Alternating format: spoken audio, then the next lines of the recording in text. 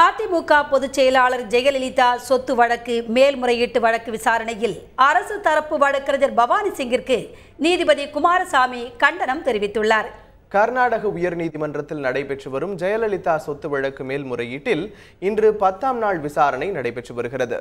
ஜெயலலிதா தரப்பில் ஆஜரான வழக்கறிஞர் நாகேஸ்வர ராவ் லஞ்ச ஒழிப்பு அதிகாரிகள் ஜெயலலிதா வீட்டில் சோதனை நடத்திய போது ஜெயலலிதா சிறையில் இருந்ததை குறிப்பிட்டார். சட்டப்படி குற்றம் சாட்டப்பட்டவர் வீட்டில் சோதனை நடத்தும் போது குற்றம் சாட்டப்பட்டவர் உடன் இருக்க வேண்டும் என்று தெரிவித்தார். ஆனால் இந்த வழக்கில் குற்றம் சாட்டப்பட்டவர் தரப்பில் இருந்து பாஸ்கர் என்பவரின் முன்னிலையில் சோதனை நடத்தப்பட்டுள்ளதை சுட்டிக்காட்டிய அவர் இந்த சோதனை முறையான வகையில் இல்லை என்று குற்றம் சாட்டினார்.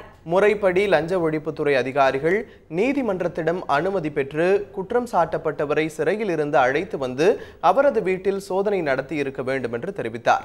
இதனைத் தொடர்ந்து அரசு தரப்பு வழக்கறிஞர் பவானி சிங்கிடம் குற்றம் சாட்டப்பட்டவரை அழைத்து சென்று சோதனை நடத்தாதது ஏன் என்பன போன்ற பல்வேறு கேள்விகளை நீதிபதி குமாரசாமி எழுப்பினார். இதற்கு பதிலளிக்க முடியாமல் திணறிய அரசு வழக்கறிஞர் பவானி சிங்கை அவர் கடிந்து கொண்டார்.